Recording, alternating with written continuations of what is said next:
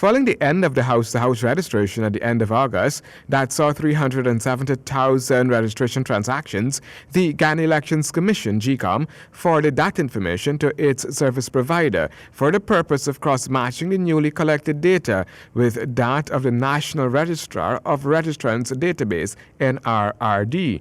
The information was sent in 2 tranches, and already the Commission has received the results from the first tranche. Of 179,000 registrants, and it's of note that they were what we call hits. These are duplicated transactions, 150,000 of those.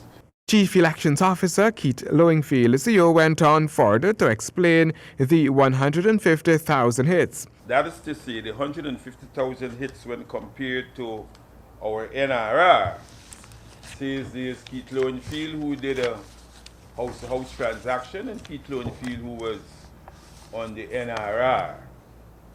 So the hits of 150,000, the first tranche that was returned to us, clearly persons already on the base did a new transactions, and there is a convergence of what we call a duplicated transaction. From the first tranche, there were a little over 29,000 new registrants. Meanwhile, information from the second tranche is expected shortly, according to the CEO. Additionally, the claims and objections exercise is still ongoing. However, the claims subset has ended.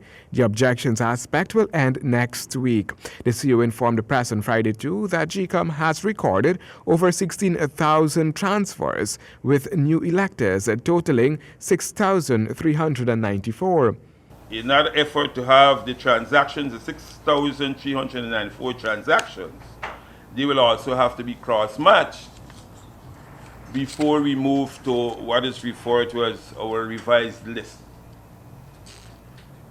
Now, it's important to note that the revised list that would have emerged from all the registration exercises that we have done will see us having one list that speaks to every elector, because we're moving to an election, is listed in the correct addresses that they would have provided to us. As for nominations day, the Commission is still to make a decision on the date. Handel Duncan, HGP Nightly News.